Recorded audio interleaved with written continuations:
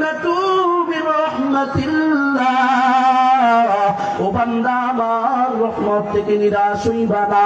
বান্দা তুমি 90 বছর, 80 বছর, 100 বছর, 50, 60 বছর জিন্দেগি গুনার ভিতরে কাটায়া দিছ। না না না, আমি আল্লাহর রহমত থেকে নিরাশ হইও না। শুধু একবার অন্তর থেকে আমাকে আল্লাহ বলে ডাক দাও।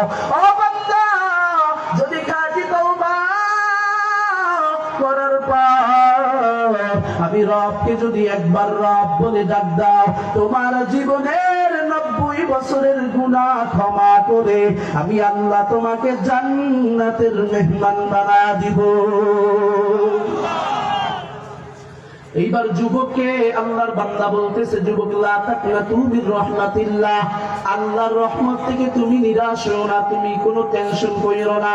যত বড়ই গুনাহ হোক না কেন, যদি শিরিক মুক্ত হয়, তুমি যদি শিরিক না করে থাকো, আল্লাহ সব গুনাহ ক্ষমা করে দিবে।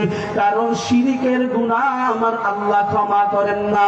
আল্লাহ তাআলা কোরআনে বলেন, ইন্নাল্লাহা লা ইয়াগফিরু আন ইউশরাকা বিহি ওয়া ইয়াগফিরু মা দুনা যালিকা লিমান ইয়াশা। আল্লাহ তাআলা বলেন,